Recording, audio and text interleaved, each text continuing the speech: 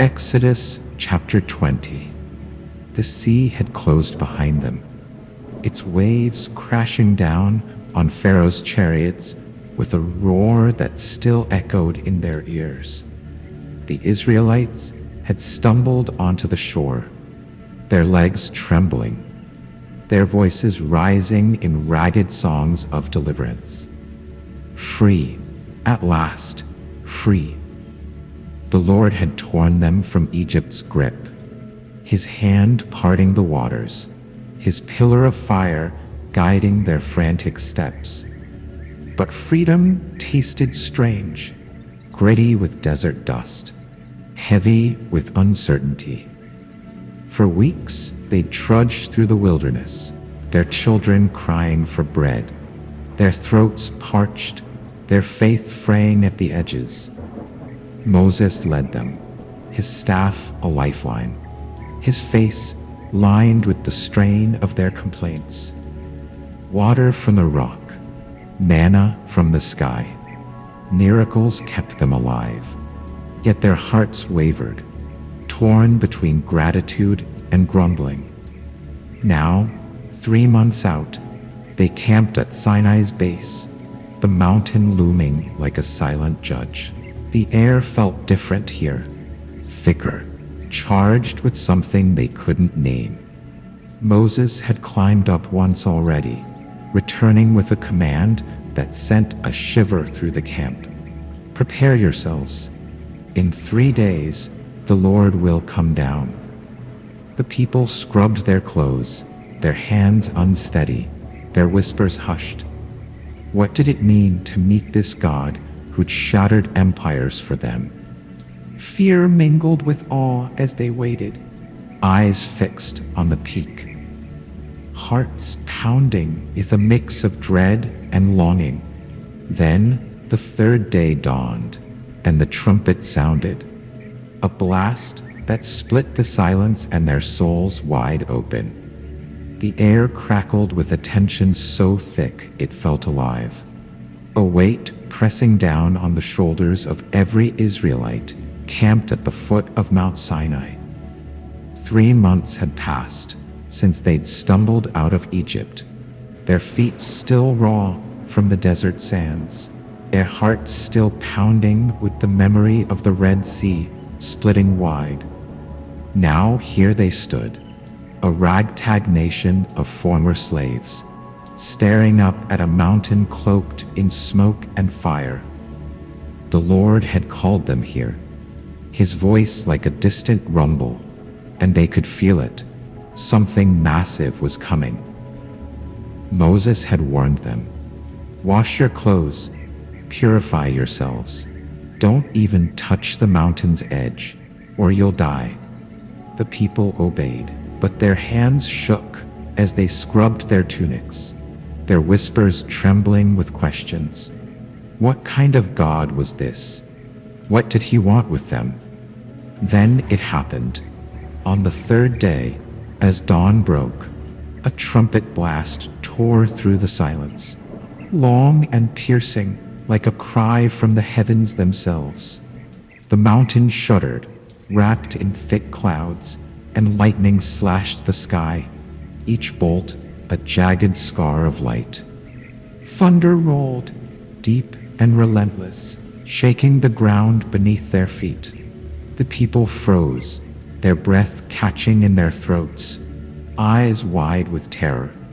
Smoke billowed from the peak, thick and dark, as if the mountain burned from within. And then God descended. His presence was fire and fury, a weight so immense it crushed the air from their lungs. The Israelites stumbled back, clutching their children, their faces pale, their hearts hammering. This wasn't the gentle whisper of a shepherd's call. This was the roar of a king, a judge, a creator who could unmake them with a word. Moses stood apart, his weathered face turned upward, his chest tight with a mix of dread and awe.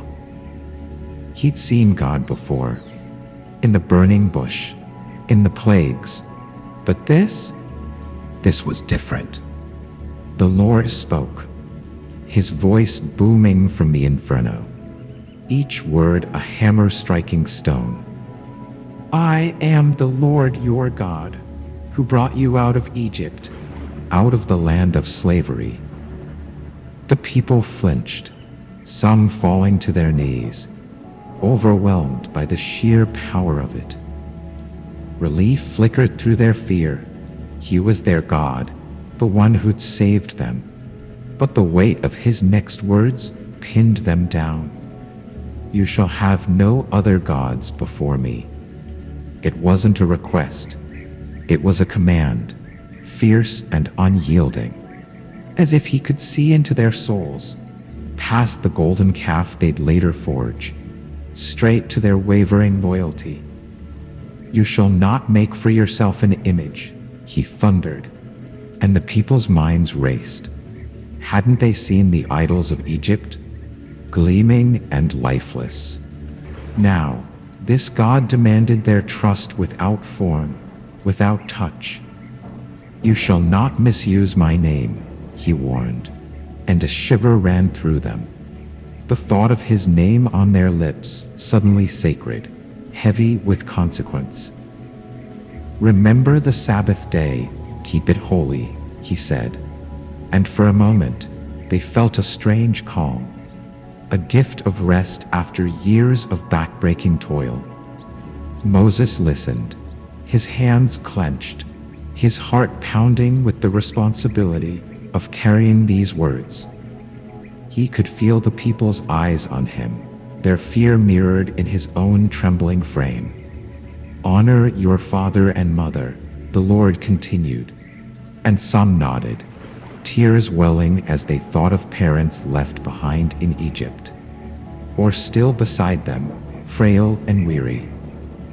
You shall not murder, he declared, and a hush fell, the weight of their own anger and bitterness exposed. You shall not commit adultery. Husbands and wives glanced at each other, guilt and longing flickering in their eyes. You shall not steal, a sting for those who'd taken in desperation. You shall not lie. Truth felt sharper now, cutting through their excuses. You shall not covet. And oh, how that pierced. Their envy of Egypt's wealth laid bare before this God who saw everything. The mountain roared on, the commandments piling like stones on their chests, each one a mirror to their frailty, their need. The people couldn't bear it anymore. They turned to Moses, their voices breaking. You speak to us, we'll listen, but don't let God speak or we'll die.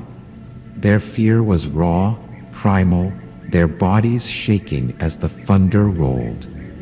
Moses felt it too, his knees weak, but he stepped forward, his voice steady despite the storm in his soul. Don't be afraid, he said, though his own heart raced. God has come to test you, to put his fear in you, so you won't sin. He climbed into the smoke, the fire, the voice, while the people watched, breathless, clinging to the hope that this terrifying God was still theirs. The words stopped, but the mountain still smoked, the air still hummed. The Israelites stood silent, their fear slowly giving way to something deeper, reverence, maybe even love. They'd heard the Lord, felt his power, and lived.